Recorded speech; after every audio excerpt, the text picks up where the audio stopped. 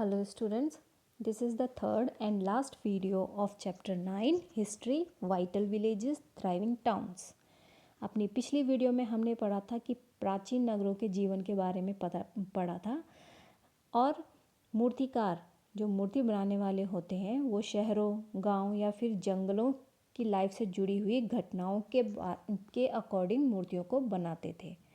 उसी तरह की वो मूर्तियाँ बनाते थे, शहरों, गांव या जंगलों से के जीवन की घटनाओं पर वो मूर्ति बनाते थे और इन मूर्तियों को ऐसी इमारतों की रेलिंग, खम्भों और गेट पे सजाया जाता था जहाँ से लोगों का आना जाना था ताकि लोग उनको देख सकें।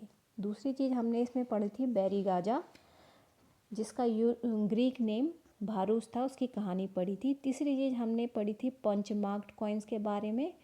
ये जो पंच मार्क्ड कॉइन्स थे इस टाइम के, वो सबसे पुराने सिक्के थे जो करीब 500 साल तक चले। और चौथी चीज़ हमने इसमें मथुरा के बारे में पढ़ा था, जो काफ़ी सारी गतिविधियों का एक सेंटर था, काफ़ी सारे फंक्शंस का एक सेंटर था मथुरा जो कुषाणों की दूसरी राजधानी बनी लगभग 2000 साल पहले। मथुरा को कृष्ण भक्ति का सेंटर भी कहा जाता था और मथुरा एक धार्मिक केंद्र भी था। अब हम पढ़ेंगे क्राफ्ट्स एंड क्राफ्ट पर्सन्स, शिल्प और शिल्पकार। We also have archaeological evidence for crafts. These include extremely fine pottery known as the northern black polished ware NBPW। पुरानी जगहों पे जब खुदाई हुई, आर्कियोलॉजिस्ट ने जब पुरानी जगहों पर खुदाई करी तो वहाँ पे क्राफ्ट के कुछ एविडेंस मिले, सबूत मिले, कुछ उनको वहाँ पे खुदाई पे क्राफ्ट मिले। इन क्राफ्ट में इन जो ये शिल्प थे, इन शिल्पों में, इन क्राफ्ट्स में मिट्टी के बहुत ही पतले और सुंदर बर्तन उनको वहाँ पाए गए। जब उन्होंने खुदाई करी तो मिट्टी के बहुत ही पतले और सुंदर बर्तन मिले जिन्हें नॉर्थन ब्लैक पॉलिश्ड वेयर कहा जाता था। इनको नॉर्दर्न ब्लैक पॉलिश्ड वेयर इसलिए कहा जाता था क्योंकि ये ज़्यादातर सब कॉन्टिनेंट के नॉर्थन पार्ट में मिले थे। Remember that the archaeological evidence for many crafts may not have survived. We know from text that the manufacture of cloth was important. There were famous centers such as Varanasi in north and Madurai in south. Both men and women worked in these centers. ध्यान रहे कि दूसरे जो शिल्प थे उसके evidence नहीं बचे थे, उसके कोई अवशेष नहीं बचे थे, रिमेन्स नहीं बचे होंगे क्योंकि वो शायद मिट्टी के बने होंगे, इसलिए मिट्टी में मिल गए होंगे, तो उनको ज़्यादा वहाँ पे कुछ और नहीं मिला। जैसे कि हमें काफ़ी सारे ग्रंथों से पता चलता है कि कपड़ों का उस समय उत्पादन बहुत ही इम्पोर्टेंट था। नॉर्थ में वाराणसी और साउथ में मदुरै जो जगह हैं वो कपड़े बनाने के इम्पोर्टेंट सेंटर थे। यहाँ पर इन सेंटरों में आदमी और औरत दोनों काम करते थे। Many craft persons and merchants now formed association known as श्रेणीज। काफ़ी सारे शिल्पकार और व्यापारियों ने अपने अपने संघ बनाने लगे थे उस टाइम पे, संघ बनाए और जिन्हें उन लोगों ने श्रेणी कहा। These श्रेणीज of craft persons provided training, procured raw material and distributed the finished product। ये जो श्रेणी थी, इन शिल्पकारों की श्रेणियों का काम जो होता था वो काम होता था ट्रेनिंग देना, कच्चा माल देना और तब उस कच्चे माल से पक्की चीज़ तैयार करके बेचना। These श्रेणीज of merchants organized the trade. जबकि व्यापारियों की जो श्रेणियाँ थी उनका काम था व्यापार का संचालन करना। श्रेणीज also served as banks where rich men and women deposited money। श्रेणियाँ जो थी वो बैंकों का काम भी करती थी, जहाँ काफ़ी अमीर आदमी और औरत अपने पैसा जमा करते थे। This was invested and part of the interest was returned or used to support religious institutions such as monasteries।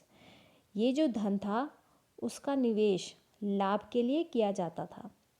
उससे जो भी लाभ होता था, उस पैसे से जो भी प्रॉफिट होता था, उसका कुछ हिस्सा तो उन लोगों को वापस कर दिया जाता था जो जमा कराते थे, और जो बचता था उसको मोनेस्ट्रीज जैसे धार्मिक संस्थानों में दिया जाता था।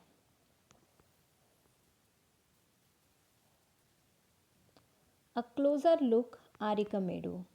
आरिकामेडु के बारे में, आरिकामेडु जगह है तो उसके बारे में क्या लिखा है यहाँ पे। Find Arikamedu in Puducherry on map 7 page 113 and read the box on Rome on page 96।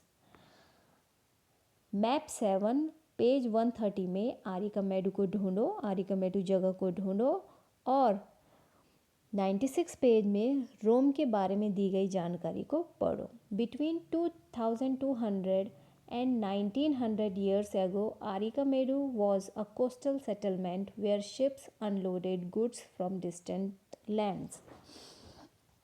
लगभग 2200 से 1900 साल पहले आरिकामेडु एक पत्तन था। पत्तन मतलब पोर्ट जहाँ पर शिप आकर रुकते हैं, पानी के जहाज आकर रुकते हैं। जैसे एरोप्लेन्स के लिए एयरपोर्ट होता है, ट्रेन्स के लिए रेलवे स्टेशन होता है, बस के लिए बस स्टेशन होता है, वैसे ही शिप्स के लिए पोर्ट होते हैं जहाँ पे, और उस पोर्ट को हार्बर भी कहते हैं। तो लगभग 2200 से 1900 साल पहले आरिकामेडु एक पोर्ट था जहाँ दूर दूर से आए जहाज़ों से सामान उतारे जाते थे। A massive brick structure which may have been a warehouse was found at the site. यहाँ ईंटों से बना एक ढांचा मिला जो शायद गोदाम रहा होगा। जब खुदाई हुई, जब वहाँ के बारे में पता लगाया गया तो वहाँ पे ईंटों से बना एक ढांचा मिला जो शायद गोदाम था। Other finds include pottery from the Mediterranean regions such as amphor, tall double-handled jar that contained liquids such as wine or oil, and stamped red glazed pottery known as Aretine ware, which was named after a city in Italy. यहाँ Mediterranean सी जैसे reason में, Mediterranean सी जैसे जगहों में एक amphora जैसा पात्र मिला। एम्फोरा एक बर्तन था, वो मिला यहाँ पर। और ये एम्फोरा जो बर्तन था वो उसमें दोनों तरफ हैंडल लगे थे। ये शायद इस एम्फोरा में शायद शराब या तेल जैसे लिक्विड चीज़ें रखी जाती थी। इसमें ये जो एम्फोरा था इसमें दोनों तरफ से पकड़ने के लिए हत्थे लगे हुए थे। साथ ही यहाँ एरेटाइन जैसे मुहर लगे लाल चमकदार बर्तन भी मिले हैं। एरेटाइन जिसमें मुहर लगे थे, एक बर्तन था एरेटाइन नाम का, वो भी मिले यहाँ पे जिसमें मुहर लगा हुआ था और ये लाल चमकदार बर्तन था। इन्हें इटली के शहर का एक नाम पर इसका नाम एरेटाइन रखा गया था क्योंकि ये इटली से आया था। This was made by pressing wait clay into a stamped mould. इसे, जो ये एरेटाइन था, इसे मुहर लगे सांचे पर गीली चिकनी मिट्टी को दबाकर बनाया जाता था। There was yet another kind of pottery which was made locally through Roman design were used. Roman lamps, glassware and gems have also been found at the site. कुछ ऐसे भी बर्तन मिले खुदाई में, कुछ ऐसे भी बर्तन मिले जिनका डिज़ाइन तो रोम का था लेकिन वो वहाँ पर बनाए नहीं गए थे, वो आरिकामेडो में ही बनाए जाते थे। उनका डिज़ाइन रोम का था लेकिन वो आरिकामेडो में ही बनाए जाते थे। यहाँ रोमन लैम्प, शीशे के बर्तन और काफ़ी सारे रत्न भी मिले। Small tanks have been found that were probably dyeing vats used to dye cloth. There is plenty of evidence for the making of beads from semi-precious stones and glass. साथ ही साथ छोटे छोटे कुंड भी मिले, छोटे छोटे कुंड जो शायद कपड़ों की रंगाई के बर्तन रहे होंगे। यहाँ शीशे और काफ़ी सारे बहुमूल्य पत्थरों के मोती बनाने के पर्याप्त सबूत मिले हैं। जब खुदाई हुई तो यहाँ पर शीशे और काफ़ी सारे कीमती पत्थरों के मोती भी मिले।